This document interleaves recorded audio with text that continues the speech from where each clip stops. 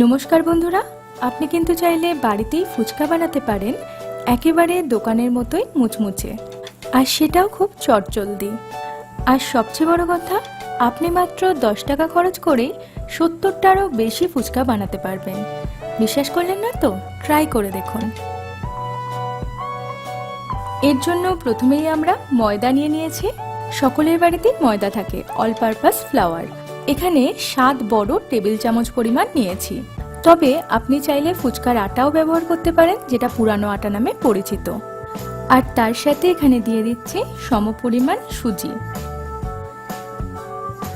और अल्प परिमाण जेटुकुन देखছেন এইটুকুনি খাবার সোডা এর মধ্যে দিয়ে দেব। এবার ভালো করে এগুলোকে মিশিয়ে নেব। এবার ভালো করে জল দিয়ে দিয়ে এটাকে আটা বা ময়দার মতোই মেখে নিতে হবে। এখানে মাখতে বেশ খানিকটা সময় লাগে, প্রায় 3 থেকে 4 মিনিট মতো। আমার মতে এটাই ফুচকা তৈরির সবচেয়ে ইম্পর্টেন্ট স্টেপ, যেটাকে ঠিকমতো করলে ফুচকা বানানো আমার মতে কোনো ব্যাপারই নয়। দেখুন, এটা অনেকটা ময়দা মাখার মতোই হয়ে এসছে। ঠিক এরকম দেখতে হলে আপনি বুঝতে পারবেন আপনার মাখাটা সঠিক হয়েছে। এবার এটাকে এখানে ভিজে কাপড় দিয়ে ঢেকে দিলাম আধ ঘন্টার জন্য। আধ ঘন্টা পর দেখুন এটা একেবারে তৈরি হয়ে গেছে ফুচকা বানাবার জন্য। সুজি সাধারণত অনেকটা জল টানে। এবার এটাকে আরো একটু মেখে নিতে হবে 1 মিনিট মতো। এবার বেলুন আর চাকি দুটোর মধ্যেই ভালো করে ভেজিটেবল অয়েল লাগিয়ে নিলাম। এবার একটা বড় লেচি কেটে নিয়ে ভালো করে এটাকে বেলে নিলাম। বেলার সময় খেয়ালে রাখতে হবে এটা যেন খুব বেশি মোটা বা খুব বেশি পাতলা না হয় এবং সব জায়গায় সমান থাকে। এবার এই বড় রুটি থেকে ছোট ছোট ফুচকা সাইজ দেওয়ার জন্য কোনো ধারালো কৌটের ঢাকা অথবা বাটি দিয়ে ঠিক এইভাবে কেটে নিন এবং ঠিক এইভাবে ফুচকাগুলো বানিয়ে ফেলুন। এবার থালার ওপর একটা ভিজে কাপড় নিয়ে তার ওপর এক এক করে ফুচকাগুলোকে রেখে দিলাম। কিন্তু আমি যেহেতু এখনই ফুচকাগুলোকে ভাজবো না, তাই এগুলোকে ভালো করে ভিজে কাপড় দিয়ে ঢাকা দিয়ে রাখলাম। তা না হলে ফুচকাগুলো শক্ত হয়ে যাবে আর ফুলবে না।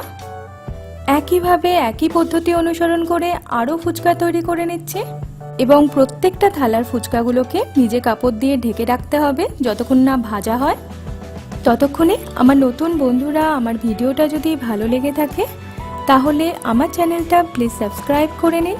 আর সাবস্ক্রাইব করার জন্য এই ভিডিওর নিচে লাল রঙের সাবস্ক্রাইব লেখা দেখতে পাবেন, সেটাতে বিনামূল্যে ক্লিক করে দিন এবং এর পাশের ঘন্টা চিহ্নটাতেও বিনামূল্যে ক্লিক করে দিন। ব্যাস হয়ে যাবে আমার চ্যানেলকে সাবস্ক্রাইব করা।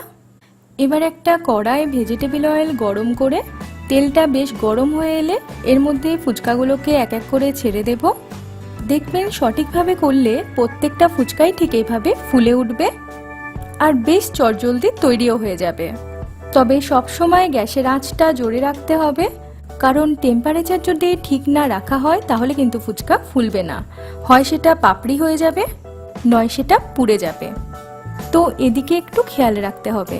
তবে আমার মনে হয় 1-2বার প্র্যাকটিসের পর কোনো অসুবিধা হবে না। ঠিক এইভাবে বাড়িতেই তৈরি করতে পারবেন দোকানের মতোই একদম ফুলো ফুলো পানিপুরি বা ফুচকা। তো বন্ধুরা অবশ্যই ট্রাই করে দেখুন এবং কেমন হয়েছে তা আমাকে কমেন্ট বক্সে জানাতে কিন্তু ভুলবেন না। আজকে এখানে শুধু ফুচকার রেসিপি দিলাম। আপনারা যদি টক জল এবং আলু মাখার রেসিপিটাও জানতে চান আমার চ্যানেলে অবশ্যই শেয়ার করে দেব। আর বন্ধুরা এই ভিডিওটা ভালো লাগলে অবশ্যই আমার ভিডিওটাকে লাইক করুন, শেয়ার করুন, কারণ আপনারা হয়তো জানেন না একটা শেয়ার একটা সাবস্ক্রাইব আমাকে নতুন ভিডিও বানাবার জন্য অনেক অনেক উৎসাহ দেয়।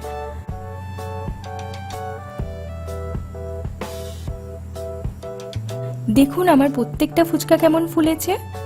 আমি এই পরিমাণ সুজি এবং ময়দা দিয়ে প্রায় 73টা ফুচকা বানিয়েছি। আমি প্রায় বললাম কারণ এর মধ্যে 2-1টা পাপড়ি হয়ে গিয়েছিল, ফোলেনি মানে ফুচকা হয়নি, কিন্তু বেশিরভাগই ফুচকা হয়েছে যেমন আপনারা দেখতে পাচ্ছেন। তো আপনারা অবশ্যই ট্রাই করে দেখুন। আমি আবারও আসবো নতুন ভিডিও এবং নতুন রেসিপি নিয়ে।